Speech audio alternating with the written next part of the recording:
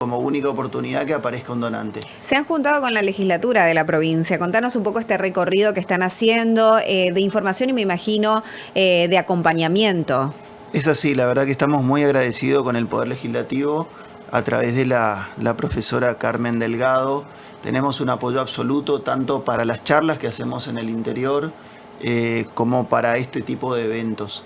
El 30 de mayo, como les dije, es el Día Nacional de la Donación de Órganos y se conmemora celebrando el nacimiento de una trasplantada hepática que fue mamá.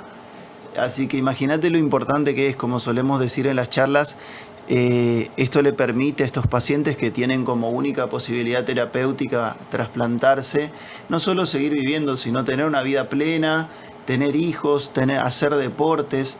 Justamente el 30 nos va a acompañar un trasplantado que compite en ciclismo en todo el mundo, en realidad estuvo en Australia, él después va a contar su historia.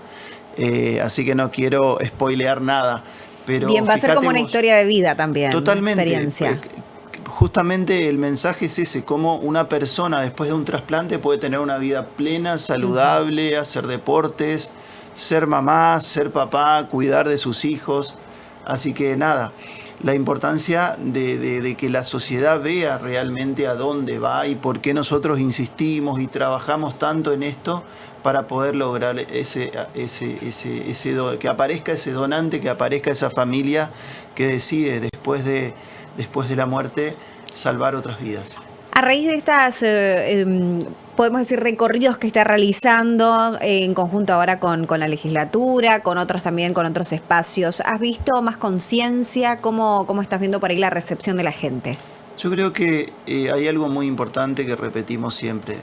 Tomar una decisión con la información correcta me parece que es lo adecuado. Entonces es nuestra misión esto, desterrar todo tipo de mitos, llevar a la sociedad una cara visible, una cara confiable, para que la sociedad realmente entienda de que el único fin de esto es ayudar a las personas. Entonces, en base a eso lo que vemos es que la sociedad, que si bien ya de por sí es una sociedad solidaria, el chaqueño es una persona solidaria de por sí, el argentino es una persona solidaria, a medida que entienden claramente para qué se hace todo esto, para qué, hacia dónde va, obviamente que se vuelcan a apoyar esto que tiene que ver con la donación. ¿Qué particularidades hay que tener para donar, por ejemplo? Una persona que está escuchando en estos momentos y dice, bueno, quiero empezar a donar, pero ¿qué requisitos o hacia dónde tengo que seguir?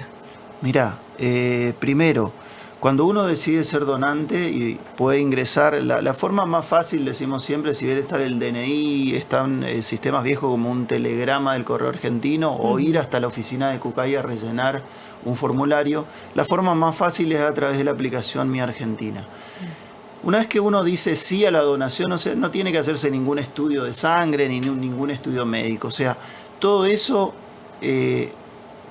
se hace posterior, o sea, cuando realmente sucede una situación, el paciente fallece y ahí se hacen todos los estudios para decidir qué órgano es compatible, qué órgano es viable para ser trasplantado o no. El paciente simplemente tiene que decir sí a la donación, tiene que hablar del tema con la familia, porque esto es muy importante, y nada más, no tiene gran esfuerzo, digamos, simplemente decir sí a la donación y acompañarnos. ¿Hasta cuántas personas se pueden salvar o se han salvado por una donación hasta este momento? Mira, siempre está la frase que dice un donante salva 7 vidas. Incluso hay una película que se llama 7 almas en referencia a esto, porque tiene que ver con la cantidad de órganos que se pueden donar en una procuración multiorgánica.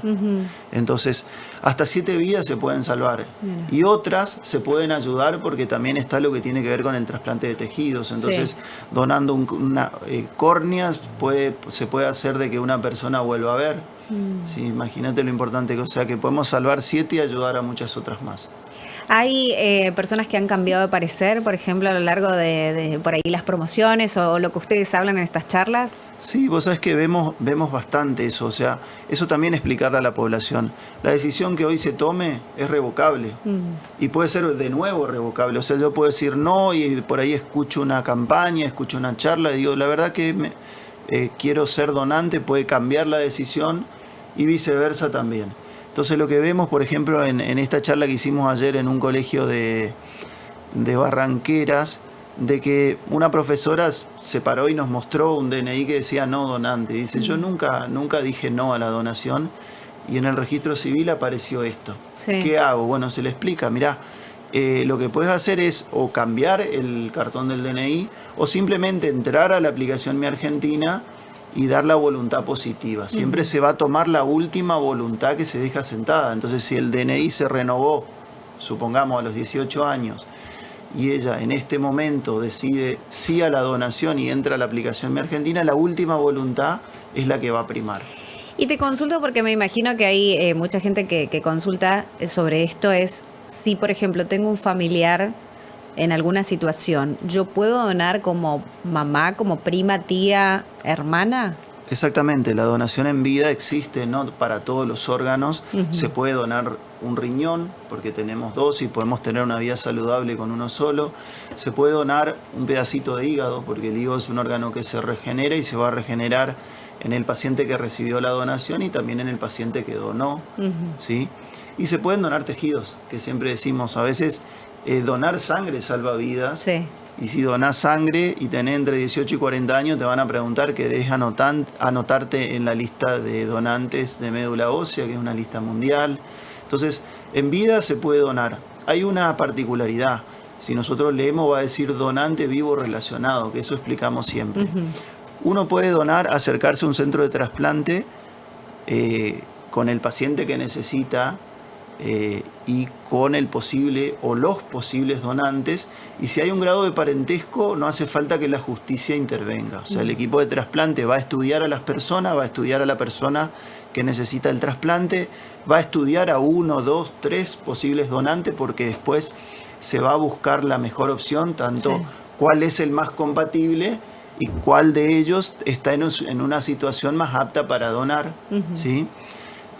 Ahora, ¿qué pasa si yo tengo un amigo, mi mejor amigo necesita un trasplante y yo quiero ser donante en vida? En este caso sí se da participación a la justicia, simplemente por el hecho de que el juez lo que va a investigar es si realmente esa relación existe y esa voluntad es por un tema solidario, por un tema de amor, donde yo quiero ayudar a una persona que puede ser mi amigo, puede ser mi amiga, etcétera. Que no es obligada y no hay nada de por medio. Exacto, eso es lo que va a investigar, de que esto no es una falacia y que entre esa persona hay una necesidad económica y una necesidad de salud. Si se determina esto, la justicia inmediatamente da de baja este procedimiento porque no se puede, esto es un acto solidario. En Argentina está muy legislado y no se permite que haya venta de órganos ni intercambio de necesidades, porque a veces puede pasar de que no sea directamente un monto de dinero, sino decir, bueno, es mi jefe en el trabajo y me pidió esto, si no me echa. Eso es imposible que pase en este país.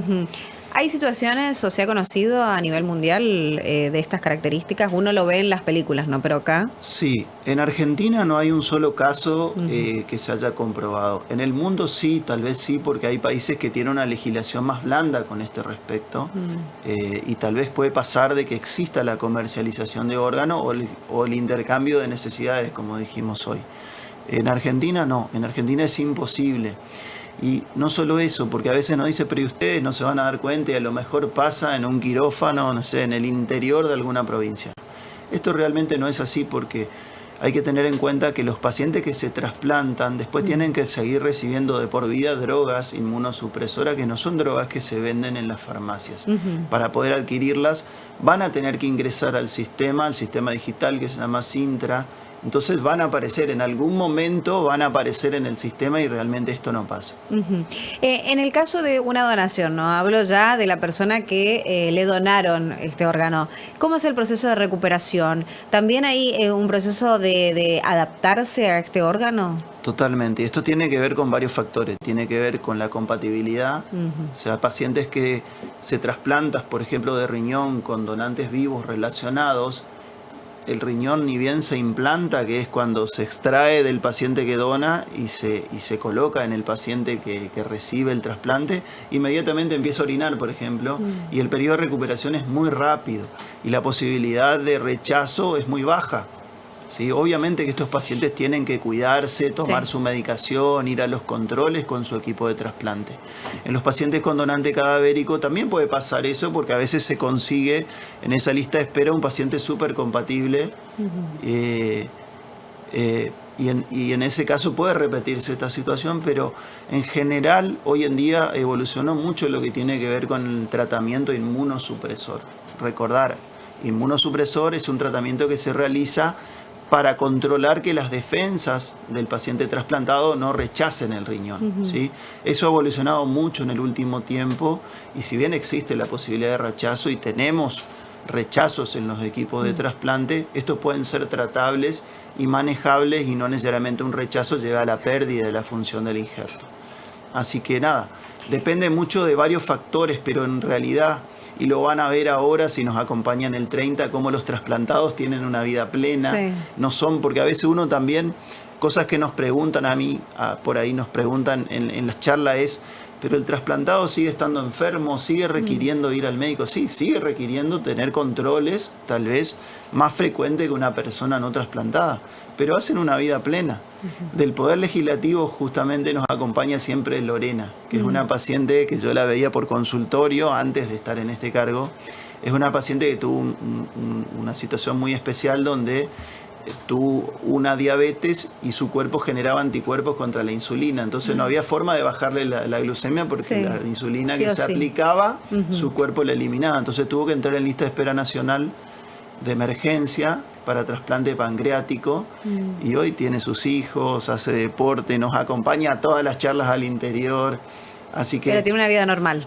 Totalmente. Y eso es lo que necesitamos que vea la población, porque es ahí y es allí donde siguen viviendo los órganos del familiar o el ser querido que falleció. Walter, ¿cuál es el órgano más complicado de conseguir? ¿Qué más lista de espera hay? Mira, ahí tenemos que dividir dos cosas. Si tenemos que dividir en cantidad, la mayor parte de esa lista de espera de más de 7.000 personas en Argentina tiene que ver con problemas renales, tiene que ver con personas que perdieron la función de sus riñones por determinadas enfermedades. Estas enfermedades son enfermedades comunes, son enfermedades que hoy son prevalentes y son incidentes, o sea, enfermedades que se consideran una epidemia hoy, como ser la diabetes, la obesidad, la hipertensión. Son enfermedades que dañan crónicamente los riñones y que llegan a la pérdida de la función. Estos pacientes hoy pueden reemplazar esa función a través de un método de diálisis, que puede ser hemodiálisis, diálisis peritoneal, y seguir viviendo. Pero sin duda la mejor posibilidad para recuperar su calidad de vida de esas personas es que aparezca el trasplantado. De esos pacientes son los que conforman la mayor cantidad de pacientes de la lista de espera. Ahora, la otra pregunta, ¿qué órganos son complicados? Hay órganos como el corazón, que no tienen una máquina como la diálisis que los reemplace. ¿Sí? Entonces, generalmente son pacientes jóvenes los que requieren un trasplante cardíaco, niños muchas veces que tienen después una enfermedad viral o alguna otra patología, un daño severo del corazón, y entran en lista de emergencia nacional, y realmente si no se trasplantan en un periodo corto pierden la vida. Está la historia de Justina, que impulsó a la ley Justina, donde lamentablemente ese ansiado donante nunca llegó. Igual dejó sentado y dejó su marca, porque gracias a eso se pronunció la ley Justina, que hoy ayuda un montón a los pacientes que están en esa lista de espera, ¿no? ¿Por qué no llegan los donantes? A ver, acá hay muchos factores que se tienen que unir. Uno es uno de estos que trabajamos y que ustedes nos ayudan un montón, que es a tratar de forjar una sociedad donante. ¿Sí? Ese es el primer factor y es el que ayuda a mover la aguja. Pero después hay otros factores, como ser que un paciente, para terminar siendo donante, tiene que fallecer en una terapia intensiva, y esa terapia intensiva tiene que estar preparada para abordar un procedimiento de ablación y trasplante. ¿Sí? Entonces, se dice que 4 de cada 1.000 personas solamente pueden reunir esos requisitos y terminar siendo donantes. Esto contesta a la pregunta de por qué hay tantos en lista de espera si tantas personas fallecen en Argentina. ¿Se entiende? O sea, una persona, vamos a tomar un caso hipotético, que fallece en un accidente de tránsito en la vida pública en forma inmediata, ese paciente no puede ser donante de órganos. ¿sí? Porque falleció ahí porque no reúne justamente estos requisitos que charlamos. ¿El tiempo también tiene que ver? Obviamente, o sea, la persona tiene que fallecer primero de muerte encefálica, si quieren después lo explicamos de qué se trata, y tiene que fallecer en una terapia intensiva. Y esa terapia intensiva tiene que tener un equipo para afrontar lo que es un procedimiento de donación, ¿no? Entonces fíjate que todas esas cosas tienen que pasar para poder lograr un donante. Y de ahí, obviamente, que podemos lograr un donante multiorgánico, ¿sí? O podemos donar, a veces logramos que el paciente sea donante de riñones, a veces no puede donar órganos porque realmente llegó a ese momento en un estado con alguna infección, con algún problema severo que dañó su corazón, que dañó sus riñones, entonces no puede donar estos órganos. Pero a veces puede donar córneas. O sea, lo que se pueda, algo siempre colabora y siempre ayuda a otra persona a darle otra oportunidad, ya sea para que vuelva a recuperar la visión o para que salve su vida, como en el caso de los trasplantes cardíacos, los trasplantes hepáticos. Bueno, Walter, siempre cuando venís seguimos hablando de otros temas, pero relacionados. Es que hay mucho de qué hablar. Hay mucho de qué hablar, sí. Y tal vez se hace muy corto poder explicarlo. Hay muchos temas que quedan pendientes y que por ahí está bueno explicarlos, porque son los que después originan esos mitos, ¿no? Sí. Esos mitos, es decir, como te dije hoy, muerte cerebral, muerte encefálica. ¿Viste? Terminar de entender que no tiene nada que ver con coma, con estado vegetativo persistente, que son situaciones que pueden ser reversibles. Un paciente puede fallecer de parada cardíaca irreversible o puede fallecer de muerte encefálica, pero son situaciones irreversibles. O sea, el paciente está fallecido para la ciencia, para la medicina. Ese paciente va a ser el que puede ser donante. Entonces, muchas veces nos dicen, sí, pero yo escuché que un paciente que estuvo en coma se despertó. No, el paciente está en coma, está vivo. Sí. Estamos hablando de otra cosa completamente distinta. Sí. Siempre el equipo médico va a tratar de salvarle la vida al paciente. Cuando fallece, recién ahí empezamos a trabajar nosotros en si es donante o no. ¿Se entiende? Esto tiene que quedar claro porque por ahí es algo que por ahí queda inconcluso y la gente no termina de entender. Contanos antes de despedirte, esta caminata bicicleteada, ¿quiénes pueden ir, quiénes pueden participar? ¿Hay que inscribirse? ¿Hasta cuándo es? Bien, primero, puede ir cualquier persona. La idea es que vayan con la familia, con las mascotas, con lo que sea. La idea es que nos acompañen. ¿Sí? Es una caminata bicicleteada recreativa. Si bien va a haber premios, va a haber sorpresa, va a haber camisetas, gorras, va a haber algunas cosas muy emotivas que no quiero adelantarlas. Quiero que la vayan a ver personalmente. Pueden acompañarnos directamente. Vamos a estar distribuyendo un link para inscribirse, pero si no llegaron a inscribirse pueden ir igual y acompañarnos. La idea es hacer un poco de ruido. La idea es que nos acompañen en esta movida, que llenemos el Parque de la Democracia. Así podemos un poco, como decía hoy, hacer ruido y que realmente la gente se entere lo importante que tiene que ver ser donante y a quiénes va dirigida esa ayuda. Nosotros simplemente somos herramientas para que esas personas, más de 7.000, puedan tener una segunda oportunidad. Muchas gracias. Muchas gracias por venir, Walter. Hablamos con Walter Bonfatti aquí en los estudios de Cucay Chaco, conociendo